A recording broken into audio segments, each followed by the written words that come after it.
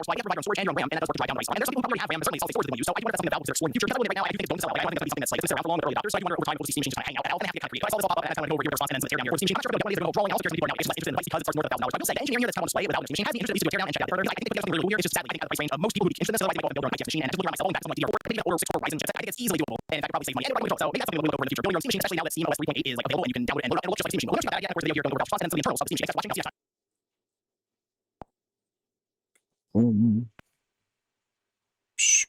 More a problem. No skills.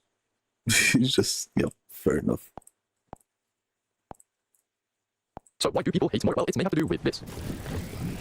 Moira takes no skill. It's that simple. Is the thing. Despite seeming overpowered to some, Moira has rarely been strong in high-level play. She has even been hated by her teammates. But how can that be? How can a hero be so frustrating to face and yet so underwhelming to use yourself? What is Moira's problem? Well, picture this. You're playing DPS or support, and not just a little split from the rest of your team. Suddenly you hear someone behind you. Quickly you turn, confused since you just saw Tracer a moment ago. But of course, the focus for you is Moira panicking, you begin to fire, missing a few shots, dealing damage. Then fate, Moira disappears, and now she's behind you again. Simultaneously, your healing orb takes effect. This battle was not a short one, yet still you feel helpless in defeat. So why is Moira annoyed? To find out, we must first understand her begin. Moira was released in November 2017 during a strange period for Overwatch. Only 5 supports existed. She was already annoying back then. Her states, making the need for competition brutally apparent. At the same time, almost every new hero since launch was pretty complex, meaning worst players needed a more accessible option to get excited about. From there, we get Moira. She was a hero designed to be beginner-friendly and forgiving, and attempt to solve several issues at once, but instead an entirely new beast was fought. As you can guess, Moira was a monster. Her abilities were largely the same as today, yet in an environment where the average skill level was lower, she could dominate. Really, it's quite simple. Able to free save, free healing or damage, and the aim requirements on her grasp was somehow even lower than that was meant to get nerfed. Moira therefore became the most played supports in almost every rank. To be fair, she wasn't the most hated hero with all the other menaces around the time, but she was a problem. If this was the case, though, surely she must have been overpowered, right? Well, things did start okay. In February, she was at least a top 3 support, and a few months later, a new broken meta was on the horizon. One Moira helped to pioneer in the lower tiers of professional play. A largely unknown team was finding success with a rather unusual comp, and this team had a certain animal as their mascot. That's right, I'm talking about goats. And Moira was part of its initial iteration. Arguably the strongest meta of all time needed Moira to function, or did it? At first, her healing may have seemed key to success, but soon the reality became clear. She was expendable, even suboptimal. Not only was Anna a superior replacement, so was that meant despite resupports being required, Moira wasn't even in the conversation. As such, she became the least played of all supports in Grandmaster, and this reveals our first of 3 ways that Moira is hated by her own team. Unfortunately, Moira was not exactly the most loved. Let's go through some major reasons why, and try to guess the biggest one, which I'll leave last. First, Moira simply lacks team utilities and had Discord, mercy damage boost, Lucio speed, and break control. Yet Moira had nothing else. This issue was then compounded by her ultimates, which unlike others lacked defensive capability. Again, it could do some healing, but not enough to make immediate impact. Next, her second issue was the very simplicity, which otherwise helped her ranks and made her accessible and threatening. But at the top, she lacked ways to distinctly impact the game. Now, finally, Moira was also hated because of her plays. Specifically, her damaging and eliminations are easily inflated, making it seem to Moira that she is carrying the game. So if she has fights in all of those, of course she'll start blaming her teammates. Actually, I can't say how common this was, but it probably got pretty annoying really fast. Okay, Moira was hated by her team and seemingly not the greatest hero. By the way, this video took a lot of effort to make, so if you're enjoying, please like and subscribe for more in the future. Anyways, Buffs did arrive in both August 2018 and March of 2019, increasing Moira's healing capability, thereby she wouldn't get more annoying while being stronger in high-level play. Maybe this was the moment. This was how Moira could be safe, and at one point it seemed to be working. In August of 2019, both Rolog and Signal were added just the catalyst Moira needed, with the first change her pick already rose to 20% in professional play. Then Sigma created the double shield meta, and despite what you may think, Moira was a key component. So key, but she rose to 65% use. On top of that, she suddenly became the most played support in every single rank. Maybe then she actually was good, actually a solid hero. Of course, the success didn't last. The reality was that Moira had only gained strength due to surrounding factors. So healing through shield and survivability was crucial in Double Shield's first iteration, but when the meta shifted, so did its need for Moira. Naturally, Nurse in October and December played their parts, but Moira was also just not favored when the environments changed. So once again, she fell to the bottom, least played of every support in Grandmaster. Following this, Moira's power continued to fluctuate through the rest of Overwatch 1. She had some solid moments, especially with Winston Lucio Rush in late 2020 or mid 2021, but that alone doesn't make her great overall. For the most part, the passing continued, created low ranks yet weak in high ones. At the same time, hate for her persisted from friends and foes alike. Clearly, something was not working. However, Overwatch 2 was now around the corner, and people hoped that Moira's problems would be solved. So do you think it worked well at first? There was promise. A change back in 2020 made play a little less frustrating to this, and an adjustment to phase effects 2 years later added additional counter. But simultaneously, her average win rate in was early beta was a perfect 50%. Then was when a step up in July damage was removed, replaced by a new necrotic, thereby finally ranking some utility while also eliminating an annoying ability. This was great. Solutions were actually being explored. Yet unfortunately, that did not last. Not long changes, Moira's pro use dropped to 0.1%, and just a month later, the rework was already reversed. The same thing had happened 2 years earlier with ambitious innovations on the game's experimental card, none of which saw the light of day. Blizzard hadn't abandoned Moira, they were trying to find an answer, but again, it had evaded their grasp. Was Moira truly impossible to fix? Alright, let's not give up yet. Overwatch 2 also brought some more general changes, like 5v5 and role passive. ADDs can instead be what Moira required. After all, she was a solid counter to Genji's power at launch, and another Winston Lucio Rush comp was about to dominate pro play, yet Moira was nowhere to be seen. Her classic rank distribution did again, and she saw literally 7 seconds of use during the entire Overwatch League playoffs. What could possibly be the problem now? Well, recently, a certain new broken support had been released, one especially thriving in higher ranks. She too had solid healing and survivability, but with both a better ult and more playmaking potential. Of course, I mean Kiri. Among skilled players, she almost forced Moira out entirely. That was arguably also true for many other supports, but this will not be the first time Kiri defeats Moira. She could simply do so much more, and so Moira's had no other choice than to take action, which would attract even more hate. Here comes the second major reason as to Moira's detestability. With her problems further clarified by Kiriko, the only option was to try and take matches into her own hands. And how do you do that? Well, with damage. Okay, I won't pretend that DPS Moira didn't exist until Overwatch 2, but this is a good place to talk about it because it's more complicated than you first think. Now, obviously, some Moira players do just abandon their team in pursuit of damage, regardless of the consequences. As you know, that gets annoying for both teams. So those people aside, Moira actually kind of needs to do damage. I mean, her healing resource actually requires damage to fill up. Therefore, Moira can't just heal 24/7. But as soon as she stops doing so, complaints can roll in. An even more important factor, though, is that part of Moira's value comes from damage. Since she has no other utility, she should be using her self-sufficiency and dual potential to get skills. This comes down to exactly why Moira struggles in high ranks, because she lacks impact. Her ultimate lacks impact, her damage lacks burst. Oh, that was so pathetic.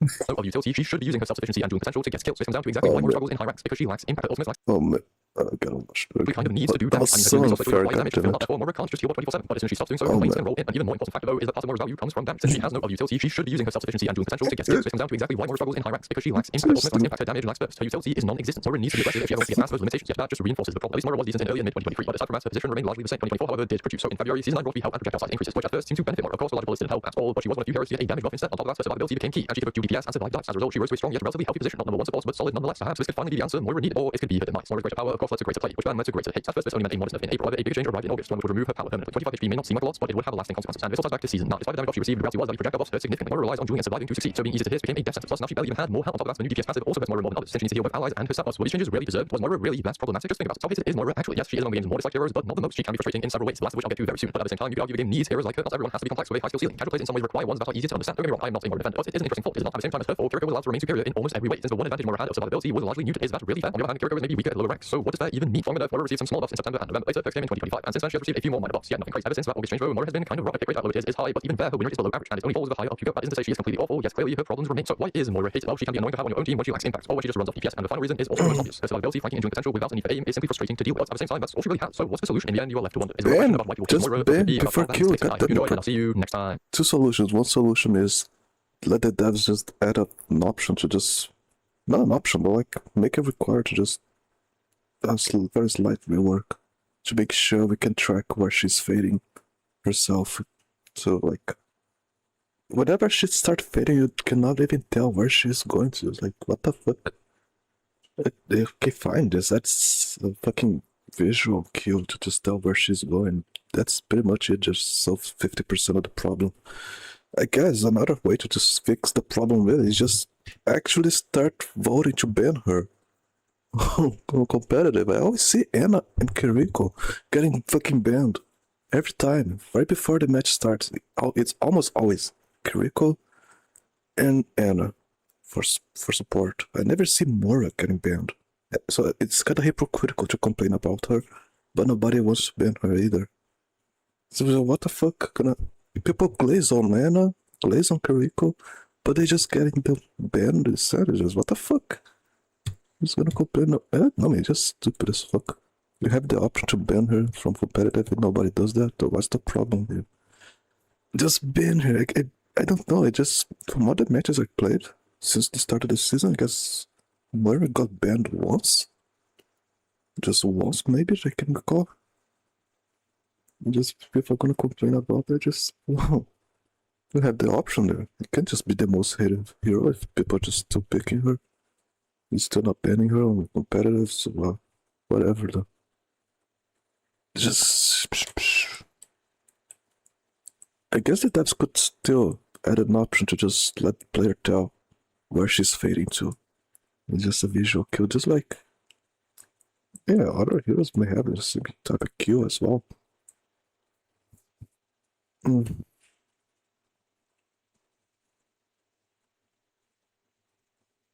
Or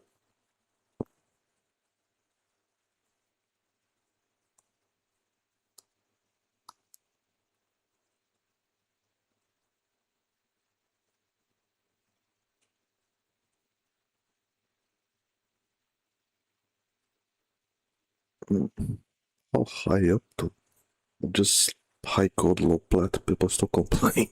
That's not a very high rank if you ask me, so what?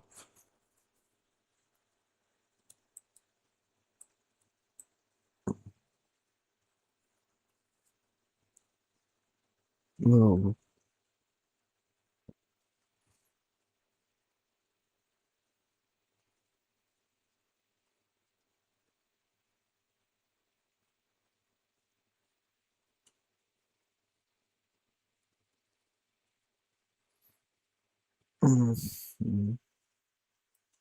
People just going too much to the cloud.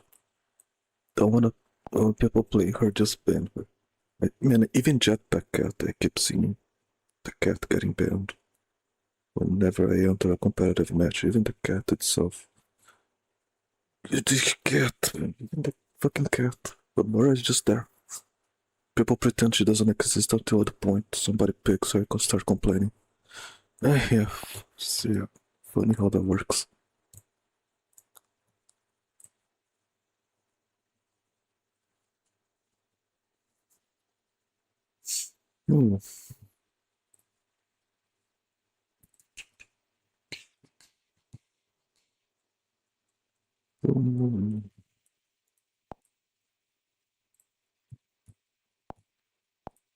Despite the entire tech world being on fire, cheap, portable handheld gaming devices have provided a little inflation-proof oasis away from all those market conditions raising the prices of literally everything. And the Imminent Rotate is the latest such device, and this one has a novel little twist. That's the novelty of it. Instead of being a $10 just a device, it flips, and to be honest, I think that's pretty cool. It is very reminiscent of the glory days of really crappy phones that had no ideas trying to push them forward before smartphones took over and ruined all society. And it's basically just a little handheld retro gaming device, very similar to all the ones you've seen, but it's not form factor. On the front, we have our 1:1 ratio screen, 7.7 LCD. I think that's actually a pretty versatile screen for this kind of device. I'm going to talk about it later in 40 press. Then we have buttons, we have our D-pads, our home return button, forward down face buttons, as well as our input buttons. Let's start inside. Now, these are very clicky. Actually, I quite like these. I think the D-pad could use a little more travel, but it is very clicky and responsive in a way that I think is a pretty decent modern interpretation. That's especially important that the D-pad is easy because there's no analog input method native to this device. On the side, we have our power button and our customizable RG button that we can do all kinds of things with. Over here, we have our wrist strap slot, and then we have our integrated console. We have a pressure slot. I believe that's what the antenna is for the middle one of these because this is a low gauge. Pulling all the Wi-Fi and Bluetooth 5.0 goodness. On the back, you have 4 screws allows to open the device, making it fairly accessible for everybody in our speaker because I want to make sure on the best, everyone else can do anything, not me. On the top, you have 4 shoulder buttons. They are flush with each other and quite small, so it will definitely result in access. We also have our Type-C port, which you charging and also plugging in other accessories because there is no other way of plugging accessories. There's no headphone jack. There's also an LED indicator for charging and such things. And you can kind of see that the screen doesn't sit flat. The device is not ideal rotation because it's optimized with closed. It's quite flat, but I just think note that this is very flat. So you want to take into account this is going to be the most robust applications. First off, the fact is that on the side, we have our volume rocker and this volume slider. So this is fine. As well as micro SD slots to support the 32GB internal storage built into the device. In my opinion, 32GB is sufficient for this kind of device, especially if you price down. Really, that's the problem. The more 6th gen stuff you want to do, and this really isn't designed to 6th gen gaming. It can do some GameCube, pretty on Dreamcast, but no PS2 Xbox really. This is meant for PS1 era and before. And that's right, there's like 100 million games you can play there, and at least 10 of them. And there's actually one more equipment that I haven't talked about. That is the touchscreen. This is a touchscreen device, which makes sense because not only is it for retro gaming, but it's a pre-Android forward device, which is an interesting proposition, something like this. And it offers a lot of flexibility, but also comes with some trade-offs. So I don't think there's any better way to get those trade-offs than just using the touchscreen. Go. The bottom is like English.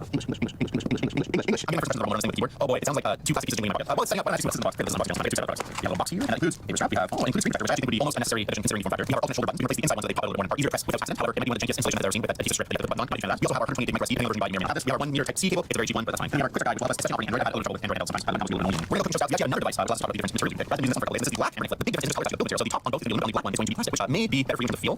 Initial response to that way better. Plastic for the body lens, so it feels more dense in weight. It's a little bit lighter. 100 grams for the plastic, 205 for the aluminum. The other benefit of the aluminum is that the whole body black has a little heat. I watched a video where someone had a thermal camera went over these after using plastic ones keeps their temperature around the middle, whereas the metal one had their heat dispersion. So I imagine that will a long time. So I would do a little bit better thermals. That being said, that actually makes it more comfortable. It's no that I feel the green, but I actually think I would probably pick the plastic, especially because it's safe. On our pre-configured device, we have any changes out of the box. Do you want to showcase the default experience? That's what you don't like. That's what you want to show. The optimized Tinker experience. I think that's a valid thing, but this is an unboxing channel, and part of it will show you what you can expect out of the box. And so it's Android and it's navigable via the pad. And in terms of power, compared to the Android device in my pocket, it is much lower. Hence the affordable price, but still respectable. Unisoc Tiger T6.8, which is still a decent octa-core processor with 2 cores and 6 more efficient cores. Has the Mali GPU 2 GPU, 3 gigabytes of RAM, which is probably a little bit less than I would dream of. But in these market conditions, when our friends and someone says in this economy, they rank as a nice. The other thing that we can't see is the 2,000 milliamp hour battery. Now that should be good for about 5-ish hours in mixed use kind of cases. But I actually would prefer the device to be slightly bigger or thicker and give me another 50%, another 100% battery. Ultimately, this is the device that I want to carry with me all the time. I'm not charging. But minor, you want to talk saying we can slow down your convoy on road trip. Hit the box, make it 24 hours. Hit the box right here. Make sure your vehicle is before that charge. Any vehicle and do it 40 times on a single charge. And the other person has 160 PS. We can take the charge in just a few minutes. The box Friday May sale coming June 23rd, 26th. Get ready for up to 50% off site-wide beer savings. Discount code link below. Lines are green, float plane is blue. That's why we buy exclusive content and early access to our line day sale. For anyone who's not float plane, doesn't matter what it is. We bought a sale is jam-packed with bundles, and for today only, you can get our precision screwdriver kit pro in our float plane exclusive colors for $20 off. Sign up for float plane and start saving today using our links in the video description. Before you begin, I kind of want to navigate the Android experience in that field. You actually have to figure a little bit, replace Chrome with Opera, trouble with Chrome out of the box. I mean, I'm on this keyboard experience and it's fine. It's better than using the keypad to run the keyboard, but still, touch knowledge, really close to the bottom. I imagine that there will be a fair few things that are optimized for smartphone displays by Android that don't quite feel right or look right on a square display. That being said, 720 by 720 is really versatile. Not only is it something one by one display, but most are 4:3. So with scaling, you can get a pretty darn good experience on the screen. I'm very excited to try our browser. LTT.com. The browser with the radio website seems pretty good. When the bar comes down, the actual usable space becomes very small. I think all the usually device if you are primarily wanting to connect the internet and use the web. However, the fact that you can connect and browse the internet means that you can find all the ROMs you can possibly ever want directly on the device. You can go to your computer, drag them over into the SD card for that. That's actually a great experience. The other thing is the Android device that you connect to Play Store and download apps directly. That would include things there. And there's sometimes stuff on table, you can get much better emulation, you get a better version. So the flexibility of Android, the downside is you're going to be able to spend more time tinkering, so that's your thing. Great. The other box experience is a little less refined. I downloaded YouTube app. I don't hear progress on things. Early underwhelming. It's okay, but there's no presence to the sound. It sounds like it's kind of routine. These speakers are inadequate for proper media consumption, but in the games setup, you can build an Android game launcher. You hold the side button and it has to be assigned to other game launchers of your choice. We actually cut back some emulators on there, but you have wide from the original Nintendo all the way to stuff like the PSP, even the Wii, all the using this as our for GameCube games. We're the first thing I rented from store in minutes. Okay, Super Nintendo. How do we get this solution? They put a little fixed CRT around the edge. It makes sense in terms of the scale of the one and get a little bit of that. That's the default experience. Just the other thing next, switch the dash to the number. That's pretty fixed, but the one set. This stuff you want to do. This looks very good. I don't have to do the scaling or anything. All this is just the box. It also has kind of the same slow-mo effects from the original sensor, which is not really the best, but this looks great. Hopefully, it causes the settings. Okay, so this is retro. That's fine. Retro is very good. Starting place obviously you can get better options. And not to be that particular options. You can ceiling. I saw a video for where we talked about 8x9 overstand. I need a little bit more out of this display, but it's still options. Especially the 70 is a integer of 240p, and so for a lot of games of this era, you won't be looking good, baby. I can't say immediately face buttons are good enough that I stop worrying about them. The iPad does a job. I think it's not really all sorry games. Particularly this very responsive, very good. One thing I'll say is that the center back is feeling a little bit warm. I mean, that's where my fingers rest. But I wasn't working that hard, so maybe it's just residual finger heat. So it's absolutely fine. I don't have to come around to this thing. These kinds of like micro devices are never super comfortable to play. It's always a little bit of a weird claw, but like this doesn't look like it should be. It's fine. But if you're someone that has really tight fingers or something, this is always consideration for little small devices. In terms of sound, for 16-bit games, it's not perfect, but I think this is sufficient for this kind of audio quality. It's giving me the overall impression of it. The thing I'm curious about is if I plug in headphones, how it's going to do. My friends, I'm going to tell you, the audio latency over Bluetooth is some of the worst I've ever experienced. So I'm hitting a button. That's nearly a full second. Absolutely unusable. That is such an oversight. Bluetooth audio always have more lag than something that's really optimized for that kind of thing. But that means that you have to either use a dongle or a USB-C headphone to have game audio. I know that they're marketing this to play music and stuff, but that's not why I'm buying this. I'm buying this to be my MP3 player. I'm buying this to play games. The fact that Bluetooth audio, yeah, I can connect to devices, but I can't play Bluetooth audio for games. That sucks. That's such a bummer. Disappointment. So I think I work on PS1, one of my favorite PS1 platformers. It feels and plays really well. It's just a clean 3 times scale resolution because it's 40p, so it's very clean. Obviously, the bottom top little CRT looking thing. Things that are minor, if you want to play with an analog stick, that's not an option. I've game on this doesn't really bother me, but I want to see some options that I can do. Video, patterns, I can do things if I want to. There's options on that. So overstand screen centering doesn't have to scaling, but you can set your integer scale basically lock to integer scale that are above or below. Sorry, that's choose for you. We can change our filters if you want. I like this screen looking really good, but it's nice to know that the one we also have. So the board one now, I really love that. I didn't disable the CRT overlay. I like the filters much, but I can see that the latency in the field very solid. Let's push this thing a little harder, a little harder. Wind Waker on the GameCube. If this can pull off this, that would be quite a value. GameCube game on this little device. The price comes in at, but it's like really, hopefully we're in game for Wind Waker. These cutscene frames are not promising. However, I think GameCube will check. I know there is some games that do work okay, especially with the settings, but I'm pretty gameplay. We're still sub 30. It's high 20s, although this is not particularly challenging. It definitely is shut at 25. I was really desperate. I could play this. I imagine that something like Twilight Princess will be similar, except that there's a decompiled version of Twilight Princess that has been compiled to run on this device. This feels a lot smoother. I'm seeing up to 40 FPS. I'm seeing stuff drop into the 20s. I will say that the UI is not optimized for this kind of display like this map in the background. Feel like really encroaching on the screen more than they would on a traditional CRT, but this looks really good. I'm genuinely impressed by this being able to run this at all. This is a very playable way to get Twilight Princess, other than the control issues not having a choice. And for videos when you're starting commonly with the using face buttons to aim cool way. Well, you notice that it's actually gyro working. The rotate. It's not configured to work as is, but I imagine as a fair height and community products already on the way. That might be something that's updated for. It's like drastically improve the gaming experience, something like this. I guess it's totally playable. Which is to the conclusion. Sometimes we get to the end of the video, we realize and all of a sudden the things I say about the device disappear. But $88 has the MSRP. It's really not hard to recommend this device. If you're someone that likes fitting the devices and you are not put off by the extremely outside form factor, this is pretty sweet for older games all the way up to 5th for sure. 6 a little bit less. I think this is a pretty solid option. It's not perfect. I personally think that is better to treat sort of devices like this, but there's no real major complaints. I thought the Xbox experience was pretty solid. So when you get the Android rotate, is this something that you want to buy? Is there another device that you think might be better for a similar price? Or is there one that you want to let us know. In the meantime, check out the Android RGB unboxing. It's a very good device, but it's not doing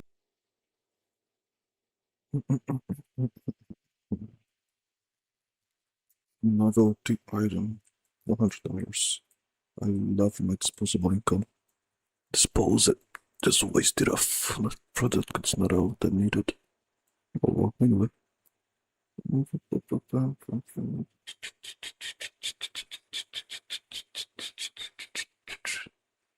Even worse, if you give it to a child, it's gonna develop myopia from playing with a small screen like that. Yep, if you want your child to just wear glasses forever, just buy the shit. Yeah.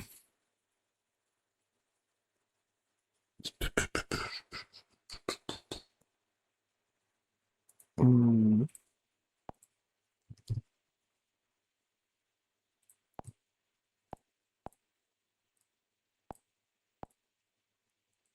Ja, das ist noch nicht gut. Das ist ja wirklich tough. We somebody mad. Illegal. We somebody mad. It's definitely hurts. Contains. Get some money, get something good. Ugh, gloves. Ain't no Louis V. Empty. Oh, somebody just a bunch of stuff in here, dude. Illegally dumped creeks in there. It's all this trash. It's like fine China. Trash, but fine China. Damn, this ain't where they were going in. Nasty. I think I'd find much. Not Doesn't seem very valuable. Things like Tinker. Tinker and oil. Just too much organic stuff, not worth it. Whatever. Whatever.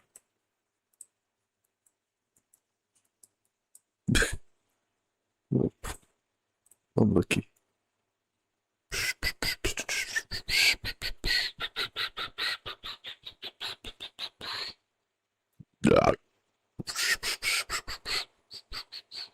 The poor letter to the bottom. About a one drove to the World Cup. Oh boy. Hope they had fun.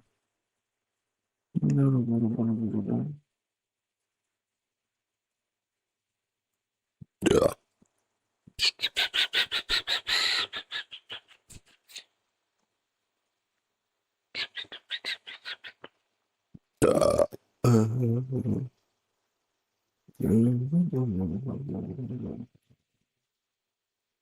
For skincare.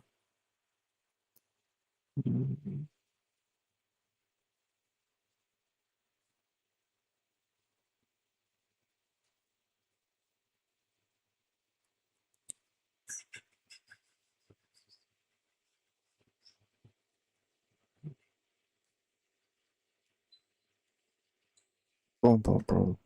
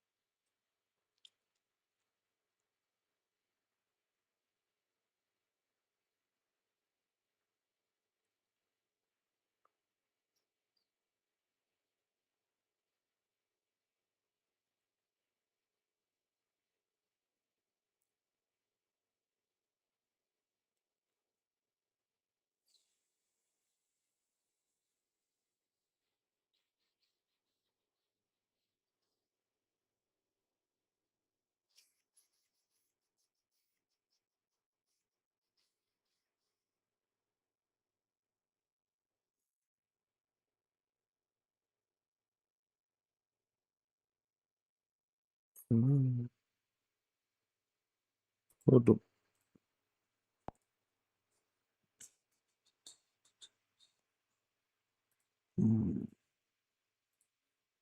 Says, why is this in Japanese though? Is it in English or Japanese? Hello? Oh, weird.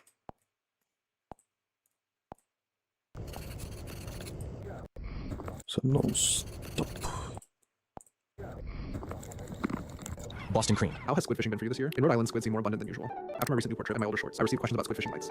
I'll show my current light setup. First, let's do a quick review. Why are lights so effective for squid fishing? I'll share how squid gather around fishing lights at night. During the daytime, squid are sparsely distributed. Small bait fish can roam freely and don't stay in one place. But at night, we can draw them closer by using light. The ocean is dark at night. When you turn on a light, tiny plankton are attracted to it. Then small bait fish come to feed on the plankton. And finally, squid arrive to hunt the bait fish. This chain of life is the key to catching squid more efficiently at night. The brighter your light, the more likely squid will stop by. I've tested 3 different lights. Let's look at each one and see how they perform. Links are in the description below. This is my current light, the Flaykeeper, a 200 watt light. It produces around 28,000 lumen. This light covers a large area. The water surface stays brightly illuminated. That helps attract more baitfish. And eventually, squid. How funny. Baitfish numbers change by season. They also change by location. I was not expecting to see But this setup a is very cool. fair fishing video, but Earlier okay. in Newport, baitfish, whatever. This light concentrated Houston. Yay. This footage is from last season at Island. The setup worked there too. Now let's quickly look at the older lights. The first one was a rechargeable flashlight. It produced about 10,000 lumen. I used this light in Gloucester. This is what it looked like. The beam was very strong and focused on a small area. Even so, baitfish still gathered. The light definitely worked. I caught squid with it. It was very portable. No external battery was needed. The downside was coverage. The illuminated area was small. Large schools were harder to concentrate. If someone nearby used a stronger light, the baitfish often moved toward them. That happened quite often. Next was this flat floodlight. It was rated at 50 watts, about 5,000 lumen. I also used this one in Gloucester. It illuminated a wider area. Baitfish responded well. I chose 50 watts to save battery power, but brightness was limited. Stronger nearby lights often won. Baitfish would move away. Angle adjustment was also difficult. Getting the right position took effort.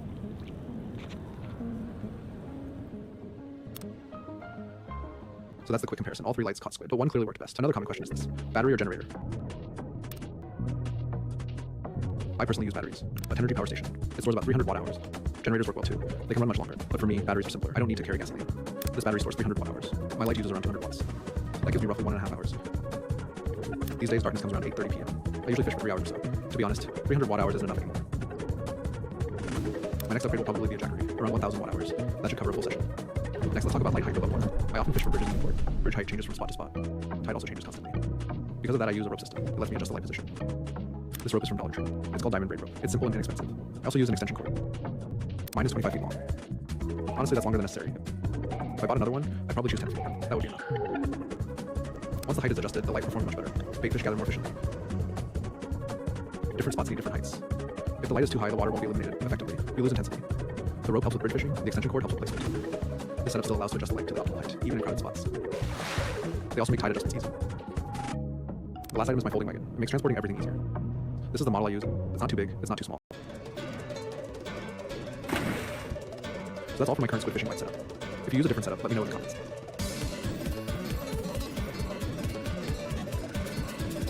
Thanks for watching. Please like the video and subscribe for future content. Good luck this squid season. I'll see you in the next video.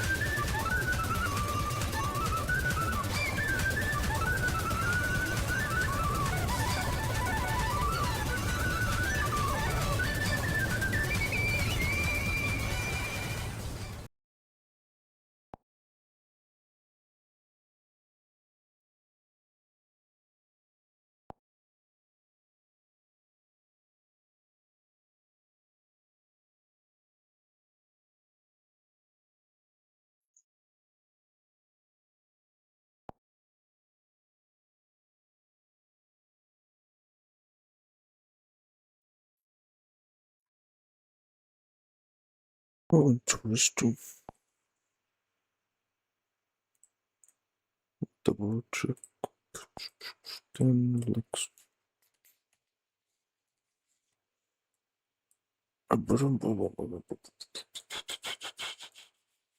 Wait a second. Actually, 11. Oh.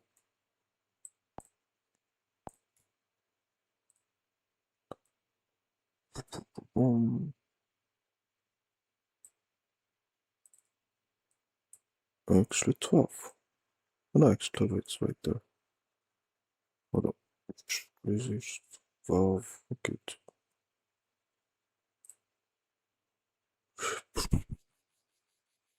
Yeah, wrong word. Yeah.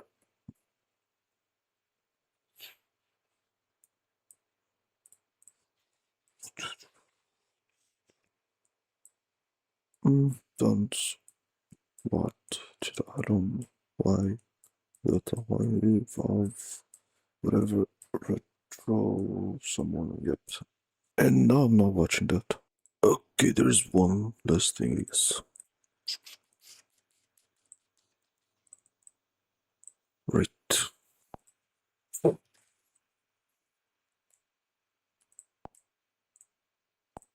the game, like a chameleon. In the game, like a chameleon. You.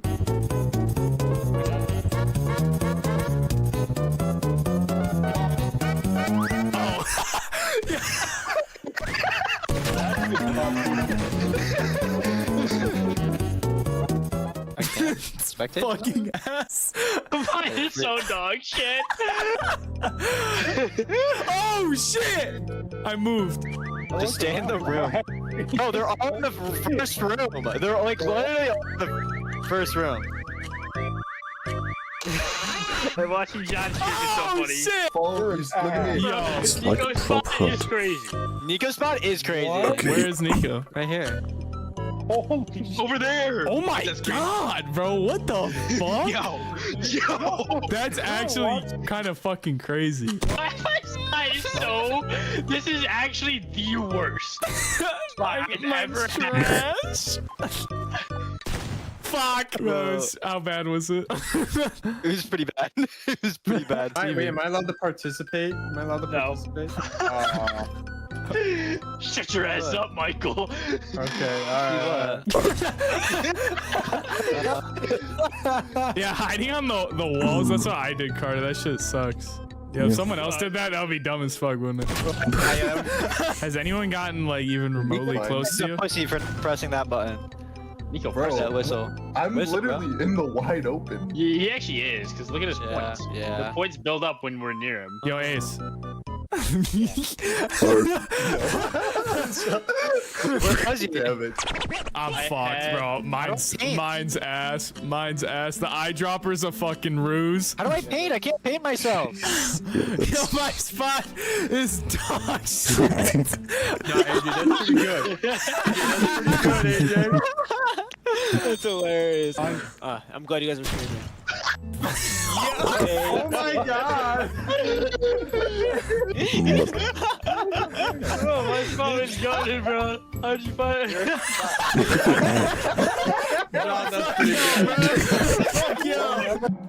It's perfect, bro. I hasn't even started painting. It's natural. Oh, that ain't the right color.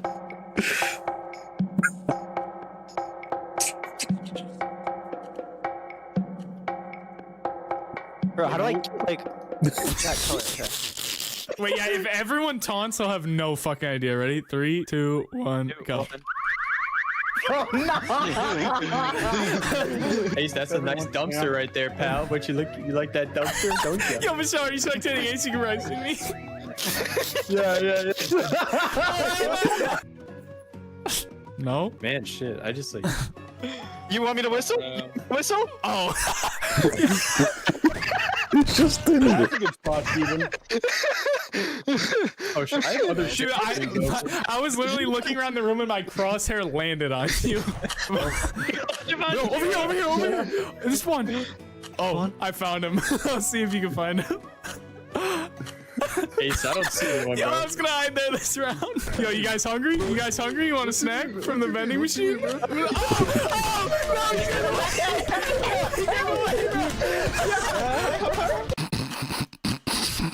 It's trash. I have full faith in my fucking spot, bro. I have full faith. Bucket. Damn it. Bro, it's not even that shit up. It's working. It's not working. I gotta go. See you guys later.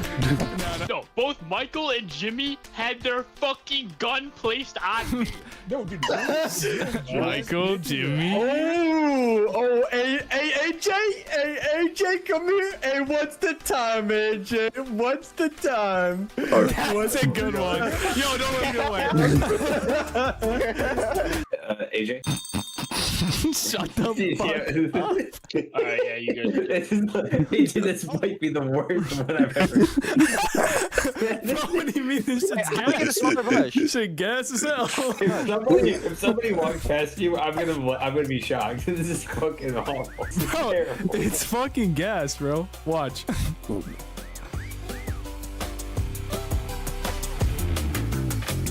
You're never gonna find me. I'm too well hidden. Oh, good gravy. Going like Uh-oh. Wait, where am I going? you're gonna go on the casting couch over here with the penguins? Yo, John, Yeah, John, man. John, I love this. John, are we gonna? Yo, I didn't even see him. I was watching you guys. I was watching you guys try to kill him. I didn't even see him. What? Come on, I was trying to be innovative. No, that was really good. Dude, you should clip that and Everybody show likes people. Oh. Yo, I thought Oh, that was a no. guy, bro. Look down there. Hey, AJ, you want to roll the dice, bro? You want to roll the dice, AJ? Roll the dice. I was looking at this thing. I thought this was a guy. So much Right. pressure. So it begins. Oh my gosh. This is definitely terrible. Load up. Oh, I'm not winning this. I'm going this way. Mine's awful too. All right. All right, I already saw someone, Michelle. Is there anyone over here? Ooh, Wrong color. we got him. We got him. Man. He said he already saw someone. He's bet. Oh, we got him too. Oh, All right, we got two down. We got two This down, guy's boys. insane at finding people, bro. Keep moving, boys. Got it. Oh god. Oh god. You're cheating. You're cheating. I am not cheating. I am not. wasn't bad though. You were red. You were red, John. Looking right at me. Bro, I told y'all I would either be first dead. Yo, leave me alone. I didn't realize how close I was to spawn. I'm going to the bathroom. Yo, Michael was so confident. Oh fuck! Wait, this looks like shit. Now that's zooming out. All right, so you win the award for fastest person ever found. I'm sorry, Jimmy. Yo, Jimmy, this one's nuts though. Look at this guy. Shadow. He's like, I was gonna do that. I was gonna do that. What'd you find him? Any whistlers or am I the only one? come on. Yo, spam whistle or shoot. Spam whistle or shoot right now. Keep spamming that shit. Hey! Yo, what the fuck? I can't stop. Oh, I lost. This is terrible. I want to kill myself. This is actually not bad. oh, mine's trash. Fuck. Oh, it's actually going my direction. It could be horrible. I've definitely seen better. Any whistlers? No. This is so like I don't know this map. Bro, once you meet up with me, it's fucking over. AJ, look over. It's always just the worst. Like, It's not bad, bro. Wherever you are, it's not bad. Oh my gosh, no way. Shit, I've been looking at AJ this entire time, but I just can't see it. Although, I mean, Michelle, it's not like you were far away. I know you have to be somewhere over here. I can't see If- you. if He's ever- got so many points. Yeah. You know? Yo, if everyone stops moving right now, I'll whistle. Oh my gosh, that sounds so close to me. What? There's no way nobody's. This is my kryptonite, bro. I don't know. Oh, he's definitely on one of the tables. Yeah, Yep. only Shooting. Don't shoot. Don't shoot. Don't shoot. You come back here. You can both. Where is he? I don't know. Just unbelievable. Where could he be? This is seriously unbelievable. Oh my god!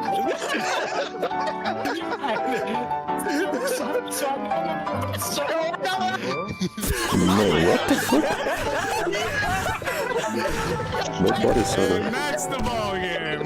Holy shit. Bro's talking to Colin like, yo, this is pretty good. Bro's a fucking lemon under a doorstop.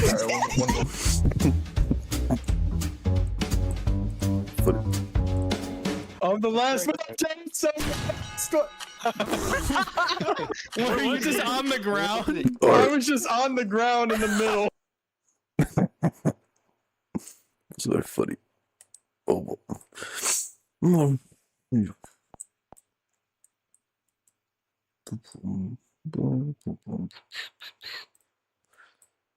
No comments. Sad, but yeah.